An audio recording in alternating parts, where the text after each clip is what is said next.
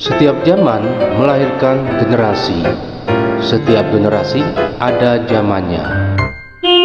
Assalamualaikum warahmatullahi wabarakatuh. Salam generasi optimal. Setiap zaman melahirkan generasi. Di setiap generasi ada zamannya. Kembali lagi di channel Generasi Optimal. Saya Abdurrahman.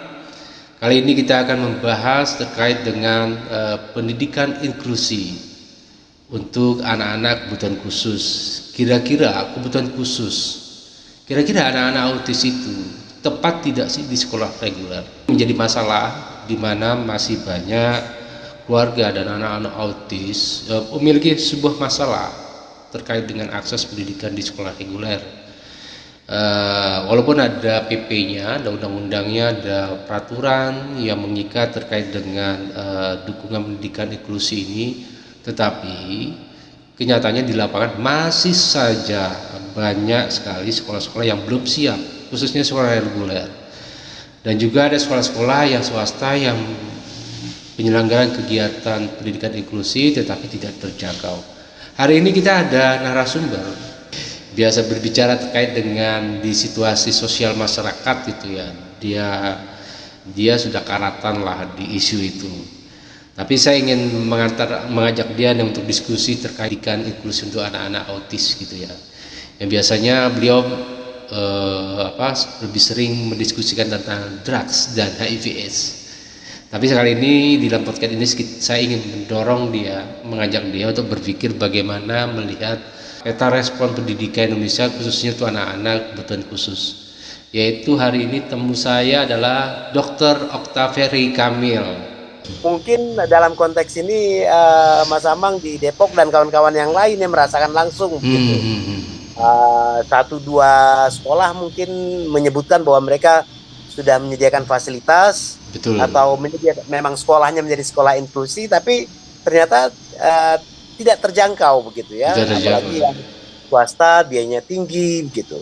Nah, saya ingin mengingatkan kembali kalau kita lihat itu kan dalam rekomendasi bentuk sekolah itu yang untuk anak-anak berkebutuhan khusus, kalau tidak salah itu ada ada 3 model itu ya.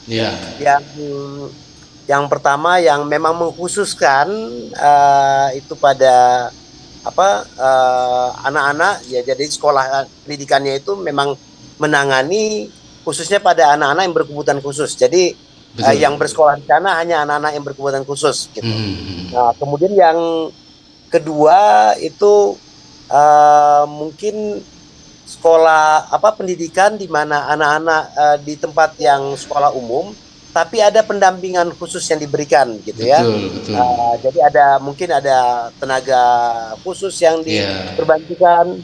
Dan yang ketiga adalah pendidikan yang inklusif, di mana sistem pendidikan itu sudah akan merespon atau menjawab kebutuhan seandainya di antara siswa yang datang itu ada anak-anak yang berkebutuhan khusus. Betul. Nah, tadi seperti yang kita sebutkan mungkin sangat terbatas tadi itu yang sifatnya inklusif ataupun yang secara khusus tadi. Nah, di sini mungkin Mas Anangnya saya langsung tadi kita bicara sebagai praktisi gitu ya. Saya berpikir di satu sisi upaya untuk melakukan advokasi ke pemerintah sebagai penanggung jawab gitu ya, penyelenggara negara yang baik itu pemerintah di nasional ataupun daerah. Kalau memang ternyata kebijakan itu sudah dikeluarkan, bukan berarti bahwa kalau tidak ada yang nyolek terus tidak tidak diapa-apakan begitu ya. Jadi saya kira dalam konteks advokasi yang dilakukan oleh teman-teman itu, oleh Mas Amang ataupun teman-teman yang lain, entah itu para orang tua ataupun yang punya saudara atau memang yang peduli saja, saya kira itu sangat penting untuk mendorong supaya komitmen yang sudah dibuat direalisasikan gitu. Betul. Ya. Kalau kita lihat dalam komitmen itu kan ada komitmen politiknya sampai ada kebijakan, tapi kemudian yang lebih kuat lagi adalah bagian untuk menyediakan sumber daya yang cukup gitu ya. Betul. Dalam bentuk apa? Anggaran gitu. Anggaran itu digunakan untuk apa? Untuk membangun fasilitas, membangun apa? Kapasitas para guru gitu ya. Mungkin memberikan kursus-kursus tertentu. Nah, itu yang saya kira tetap kita dorong, harus didorong. Jadi bersikap nyinyir, bertanya secara rutin selagi masih belum terjadi, saya kira itu perlu kita lakukan. Ya, Ya. saya pikir tidak banyak sih Mas fasilitas pendidikan untuk pendidikan inklusi, walaupun ada SLB ya, yang harus difasilitasi ada 5 yang tadi komponen, yaitu behavior, komunikasi. Dia ini prinsipnya kan kesulitan berbicara, kesulitan beradaptasi di masyarakat, itu yang dipenuhi. Lalu bagaimana misalkan ada PP ya, di sini juga saya bacakan juga ya tentang regulasi yang sudah jelas di tahun 2003 juga ada menjelaskan tentang undang-undang dengan fungsi dan tujuan sistem pendidikan nasional, dan bunyinya itu menarik juga, hak kewajiban negara, orang tua, masyarakat, pemerintah, peserta pendidik, jujur jenjang dinas pendidikan, bahasa pengetahuan wajib belajar. Dan di dalam kurikulum wajar 12 tahun juga didorong itu terkait dengan pendidikan inklusi. Oke, kembali lagi di channel Generasi Optimal. Setiap zaman melahirkan sebuah generasi, setiap generasi ada zamannya. Di channel khusus ini pada sore hari ini saya nggak ada kopi ya. Saya lupa bikin kopi. Kita membahas hal yang penting, yang krusial, di mana anak-anak ini perlu perhatian ya, karena ini persoalan yang krusial juga, karena ketika kalau didiamkan aja, ini bagaimana masa depannya gitu. Dan masih banyak lagi sih keluarga yang biarkan anaknya kena autis, ya dimin aja gitu, mau nakal mau jadi. Nah, ini yang menjadi penting Mas, kira-kira sebagai praktisi yang punya pengalaman dalam melakukan advokasi di beberapa daerah tuh bagaimana sebaiknya ya? Saya kira ada 2 hal di sini Mas Amang dari pembicaraan kita itu. Satu tentang hal praktis, apa yang perlu dilakukan ketika seorang anggota keluarga begitu ya, atau apa yang harus dilakukan dengan segala macam keterbatasan gitu. Nah, jadi artinya keterbatasan itu bisa keterbatasan dari dalam keluarga sendiri, atau keterbatasan di luar keluarga, atau fasilitas itu memang belum ada begitu ya. Yang kedua tadi tentang bagian advokasinya sendiri. Saya ingin menggarisbawahi itu tentang hal-hal yang yang mungkin perlu dipertimbangkan, mungkin sudah dilakukan oleh hampir semua para orang tua atau yang bergabung dalam paguyuban ataupun perkumpulan dari orang tua ataupun orang-orang yang punya anggota keluarga dengan anak berkebutuhan khusus. Saya kira yang pertama itu adalah perlu, biasanya kalau ada masalah itu kita langsung assessment gitu ya. Ada assessment dasar saya kira itu. Sehingga setiap keluarga atau itu akan tergambarkan, baik itu situasi si anak atau individu yang berkebutuhan khusus ataupun situasi keluarganya. Jadi kan nggak cukup cuma satu yang kita assess ya, tapi juga kapasitas keluarga atau pemahaman keluarga, pengetahuan keluarga tentang isu ini. Nah, seperti yang disebutkan Mas Amang tadi ya, jadi kalau kita deal dengan anak berkebutuhan khusus, namanya juga kebutuhan khusus ya, tidak hanya misalnya kebutuhan-kebutuhan dasar saja tentang misalnya bagaimana melatih supaya anak mengerti konsep berhitung atau membaca, tapi juga tentang masalah perilaku dalam proses belajar juga harus perhatikan, kemudian fasilitasnya atau situasi yang bisa mendukung.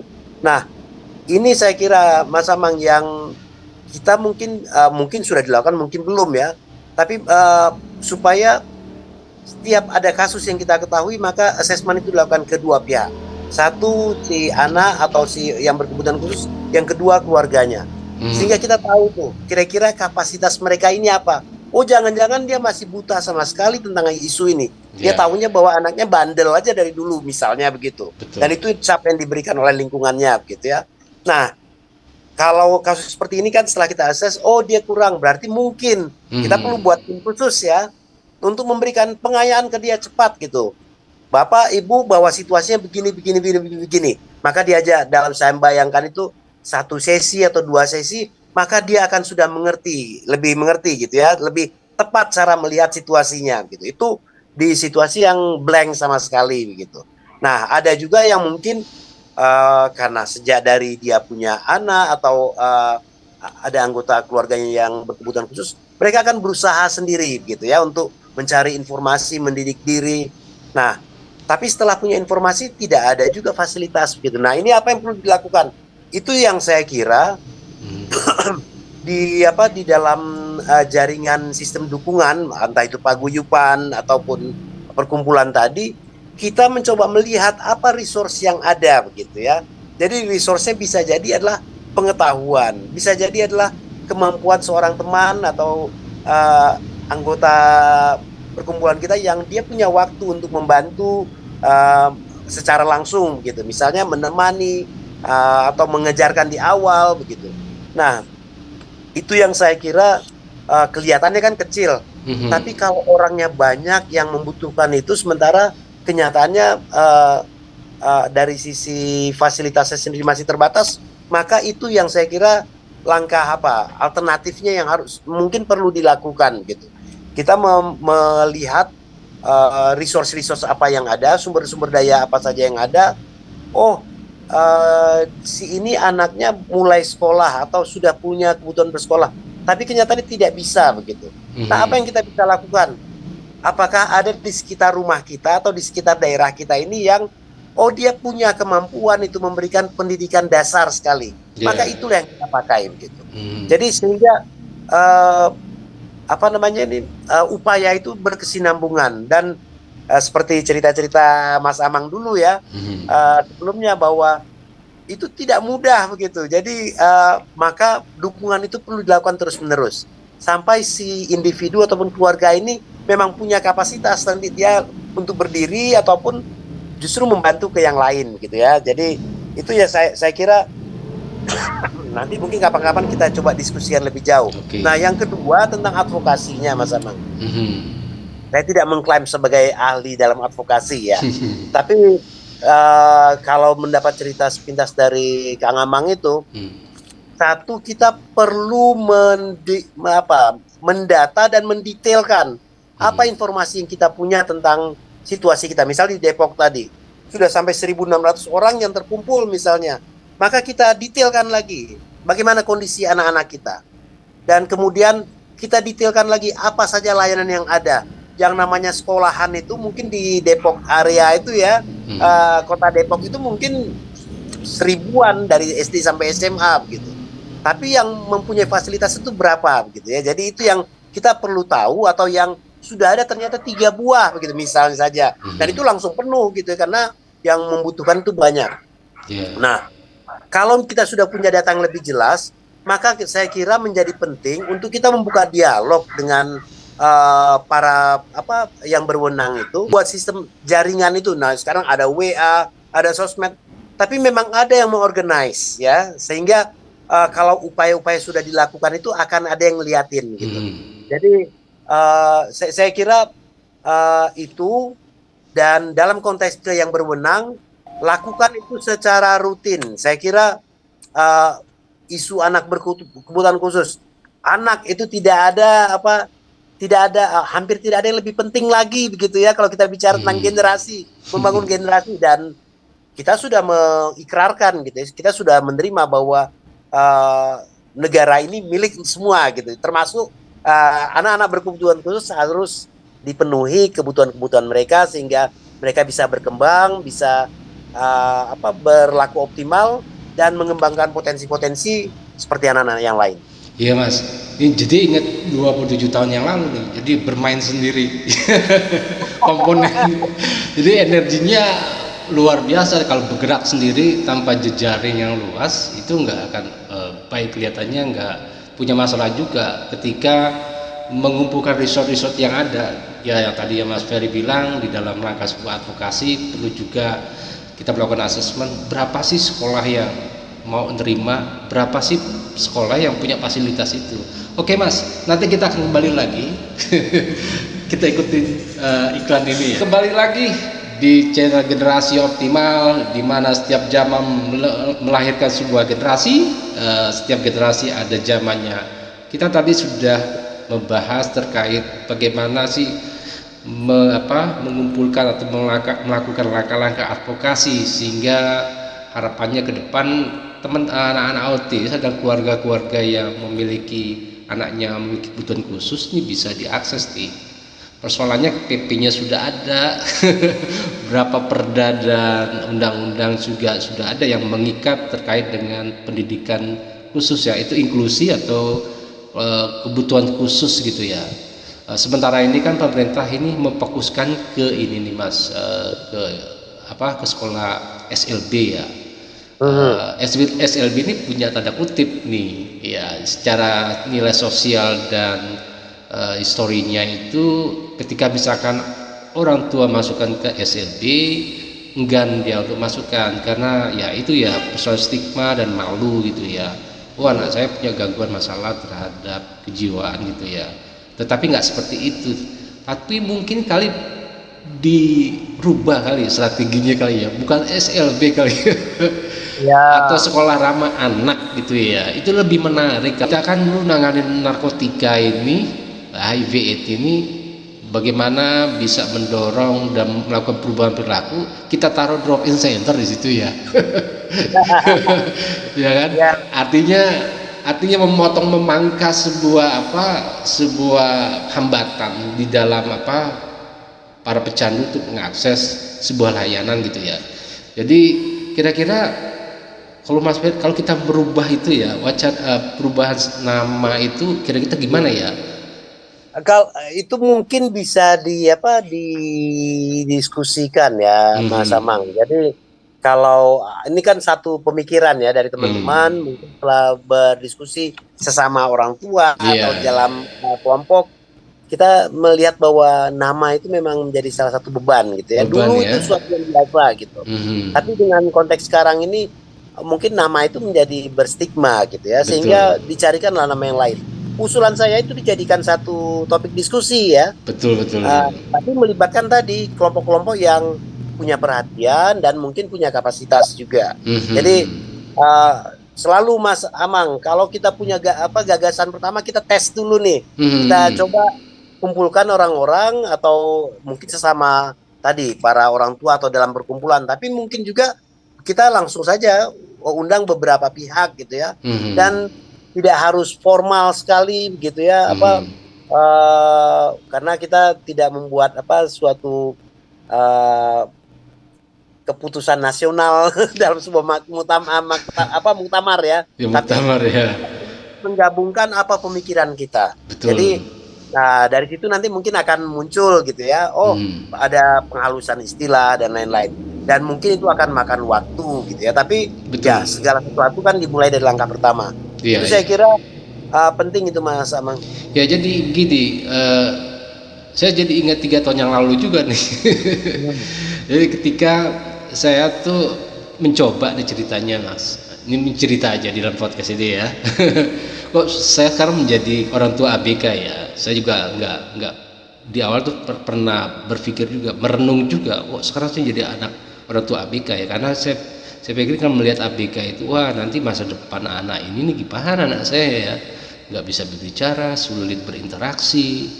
Jadi 3 tahun yang lalu saya dengan teman-teman NGO pendidikan itu, waktu itu kami campaign tentang wajar 12 tahun terkait dengan akses pendidikan, saya membuat video sebenarnya, video tentang akses pendidikan di beberapa kota, 6 kota waktu itu. Dan sekolah yang saya datangi adalah sekolah reguler, dan sekolah reguler itu adalah dia kesulitan terhadap penerimaan siswa yang memiliki kebutuhan khusus. Ya, jadi ketika saya bikin video itu, wah, kok sekarang saya yang mengalaminya ya. Saya punya talentnya itu usia-usia SD, SMP, dan SMA. Tiga-tiga itu saya buat video selama 6 bulan waktu itu. Wah, saya banyak hal yang saya dapat di situ, mulai dia sulit dalam berkomunikasi, bersosialisasi, sibuk dengan hidupnya sendiri, sulit mengakses kurikulum yang ada di sekolah. Lalu saya tanya gitu, Bu, kalau di sekolah itu bagaimana menilainya gitu? Karena ada ujian tuh Mas ya, ada Eptanas nanti gitu.